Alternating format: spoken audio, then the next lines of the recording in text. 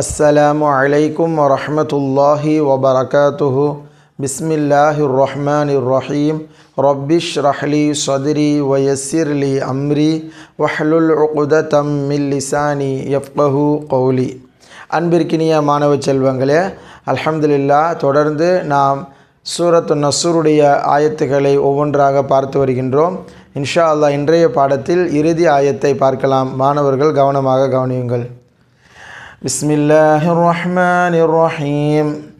முதலாவதாக ஃப ச இப் சப் ஃபசப் பி இஹ் பிஹ் ஃபசப்பிஹ் பி ஹ இம் ஹம் பிஹம்தி பிஹம்தி ராஇப் ரப்பி ரப்பிக ரப்பிக ஃபசப்பிஹ் பிஹம்தி ரப்பிக.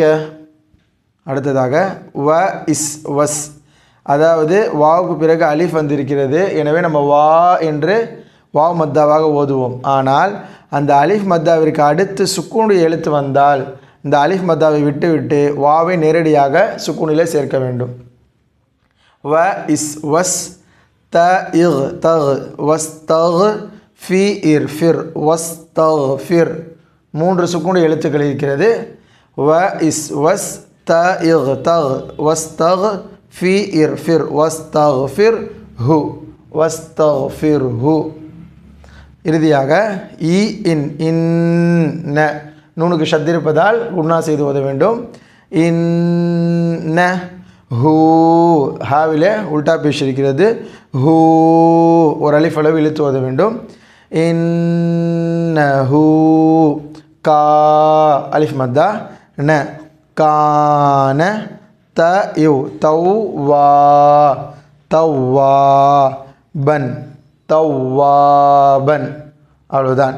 எளிதாக நாம் ஒவ்வொரு வார்த்தைகளாக ஓதினால் அல்ஹம்துலில்லாஹ் இவ்வளோ பெரிய ஆயத்தை நாம் எளிதாக ஓதிவிடலாம். மீண்டும் ஒரு முறை. ஃபஸப்பிஹ் பிஹம்தி ரப்பிக வஸ்தக்ஃபிர்ஹு இன்னஹு கான தவ்வாபன். இந்த இடத்துல பா என்று நிறுத்த வேண்டும். வக்ஃபுடைய பாடத்தில் இன்ஷா அல்லாஹ் வரக்கூடிய பாடங்களிலே பார்க்கலாம்.